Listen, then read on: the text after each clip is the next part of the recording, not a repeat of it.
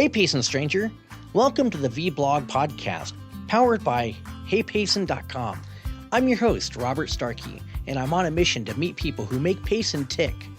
From shop owners to event organizers, from new faces to homegrown legends. I'm bringing you the real stories from right here in our own backyard. We're more than just interviews. HeyPayson.com is your go-to for everything local. Shop small, stay in the loop on events, find your next job right here in town. If it's happening in Payson, it's happening on HeyPayson.com. Let's hit the road. You never know who you'll meet next. Hey, what's up? It's Robert with HeyPayson.com, and this is the segment called Hey Payson Stranger. I'm here today with Mike Patch. Mike, welcome to our show. Tell us a little bit about what brought you to Payson and how long you've been here, what your hobbies are. I came to Payson to... Okay. We got to go back a little ways here. I grew up in the Valley, and as a Boy Scout and avid hiker, I used to come to this area all the time. I have hiked extensively along the Highline Trail north of town and know the area very well as a backpacker, hiker, camper, scout, etc. I moved back east, got my master's degree back there, been working in nonprofits for almost 30 years. Nice. Was in the Four Corners running a Boys and Girls Club and had the opportunity to help them merge and do some other things. And opportunity came to go back into another field I had worked in domestic violence. And so about 15 months ago, I moved here to take over as the exec for Time Out, both our shelter and our thrift store, which is this thrift store helps support us. So I came here for a job, but I came back to an area I know and love and have had a chance now to see areas that got burnt by fires and go back in and do some hiking and even a little bit of trail management and just having fun with it. Nice. So that's kind of your hobby then. Me and my dog, I lost a dog in December. I'm sorry. She was my main hiker. I'm trying to get my chunky one more. But me and my dog get out every weekend onto the trails, and some weeknights we just go over and let her splash in the East Verde. Right. Nice. So how long you been in Payson now? 15, 16 months, December of 2023. What's been your experience in making friends and stuff here? Payson's a friendly town. It always has been. It's good people. I'm not always the most sociable, so it's I get to know more people on the trail than I think I do in town. Okay. So you're part of Time Out. You're the executive. What was your title? Executive director. Executive director, the main man. So tell us a little bit about that organization, what it's doing. And Time Out is a almost 32-year-old now domestic violence shelter here in town. We provide comprehensive set of services for survivors of domestic violence who need a place to get out and emergency help, and then some ongoing help once they've transitioned out of shelter. We run the thrift store both as our public face, since the shelter is a private location for security's sake, for everybody's safety. Sure, yep. So we run the thrift store both as our public face and to help raise money for the shelter. So that's great. And we're grateful for everybody that comes over and shops the thrift store, because that goes directly to help us. Right. Now, a lot of people think domestic violence and they think just women only, but my encounter in my past providing services to domestic violence type situations or organizations has been that it affects guys too. There's guys that are victim of domestic violence as well. And they shouldn't feel ashamed to ask for help if they need the help. Traditionally, women reported more than men. They now say statistically, as people have become more comfortable with these reportings, they now believe that in a lifetime, 1 in 3 women and 1 in 4 men will experience some sort of domestic violence. Right, right.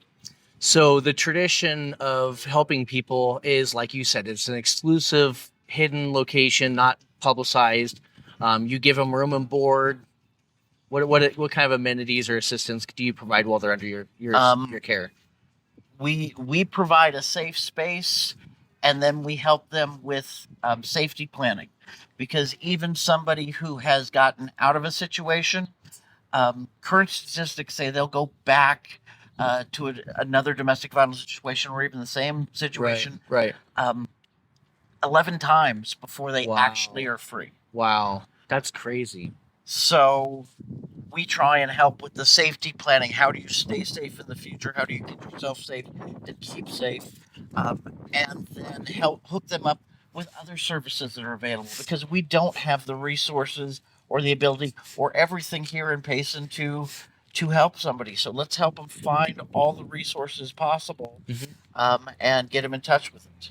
Perfect. That's great. So you've got the thrift store, which is kind of the face of the organization, and major financial contributor to the organization. But then you also do fundraisers. You've got one coming up. We have, we're currently planning for our golf tournament, which is in September, and that is really just getting underway. By the end of the week, we hope to have a website launch, or a spot on our website launch, where people can go and register their teams. Okay. And one of our board members, Joan Watson, is heading up that process, and there'll be posters around with her information, so you can contact her if you got questions directly. But it should be a fun day. Awesome. I believe it's September 26th, and then after that, we have Lanterns on the Lake, which is not a fundraising event. Okay. It is a community event. Grew out of the old marches that domestic violence shelters used to do, where they would do a memorial march. Right. Well, a few years back, they started the Lanterns on the Lake process, where we have people launch lanterns, whether that is in memorial or it's just in recognition of other people dealing with issues. Right. And we incorporate the march around the Green Valley Lake. We have the fire department out there. We have a helicopter out there for the kids to see. We do face painting. We do all sorts of activities that afternoon. And then we have the march. And then we let people launch into the lake lanterns that they have decorated with whatever it is they're trying to either come to terms with or recognize. Right. And Special this messaging. last year, we distributed over 1,100 lanterns. We had nearly 800 of them in the lake. Wow. It is a wonderful thing, because as the sun sets in the fall, when the sun stops warming that lake, the currents change. Okay. And so you've got this cluster of lanterns that have just been launched by all these people, and suddenly the sun's down, and they go, phew, and they form a ring around the whole thing. Wow, and it was that is really cool. spectacular. Yeah. We have kids from the Outdoor Adventure Club with the middle school, who then help scoop them out there in kayaks. Yeah. Who help clean up, so that we make sure we're not doing any environmental damage afterwards. Got it. So overall, we have this wonderful event, and then full community support in both making it happen and clean up from it. So we're already planning for October 16th of next year. Lanterns on the Lake. It should be a fantastic event. Well, that's awesome. So we're going to put the golf tournament is already up on the community calendar. So we'll leave a link to that for you so you can get all the information. And as they provide the contact information, the registration information, we'll make sure we update that. And you guys will find that resource, and we'll link directly to theirs.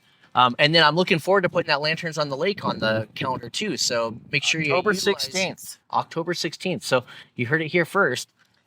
Make sure that you please include me in any of the events that you guys do. I want to try and promote you guys as much as possible. We can do more touch-up events like this, little meetups, and talk about whatever's coming up. And Found your Facebook page this morning. It got linked up to that, so you'll find us. We're linking and trying to make the contacts too. Great, awesome. Well, thank you guys for following. Mike, is there anything you want to tell the community, our viewers, give back or any messages? Yeah, we always accept donations, but we're most grateful for just the support we get from the community at all levels. And truly thank you very much. And come to the thrift store. Awesome. Well, there you go. You know what to do next. Go to the thrift store. Check it out. Mike, thank you so much. You're no longer a stranger here on HeyPayson.com.